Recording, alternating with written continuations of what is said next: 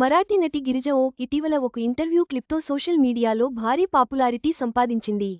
అయితే ఈ గుర్తింపు ఆమెకు సినిమా అవకాశాలు తీసుకురాకపోగా గంటకు ఎంత వంటి అసభ్యకరమైన కామెంట్ల రూపంలో చేదు అనుభవాలను మిగిల్చింది.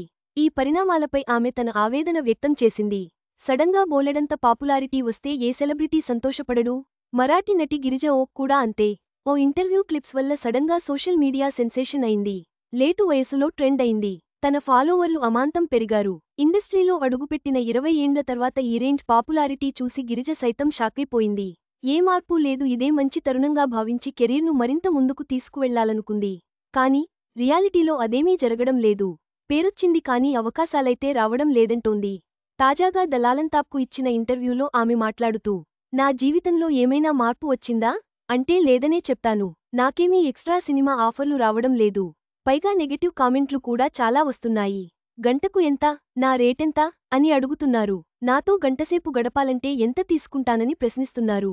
ఇలాంటి మెసేజ్లకు లెక్కే లేదు. వీళ్లకు నిజ జీవితంలో నేను తారసపడితే కనీసం కన్నెత్తి కూడా చూడరు. ఒకవేళ చూసినా గౌరవంతో మాట్లాడతారే తప్ప ఇలాంటి నీచపు కామెంట్లు చేయరు. కానీ ఈ ఆన్లైన్ చాటున నోటికి ఏదొస్తే అది అనేస్తున్నారు అని గిరిజ అసహనం వ్యక్తం చేసింది. సినిమా కాగా మరాఠీ నటి గిరిజ ఓక్ 2004లో మానిని అనే మరాఠీ సినిమాతో వెండితెరపై తెరంగేట్రం చేసింది.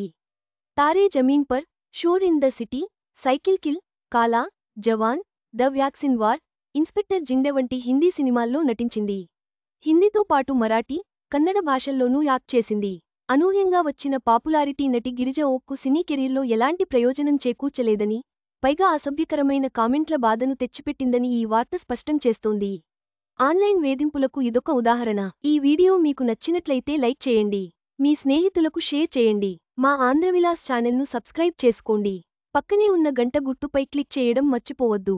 తాజా సినిమా వార్తల కోసం ఆంధ్రవిలాస్.net చూడండి.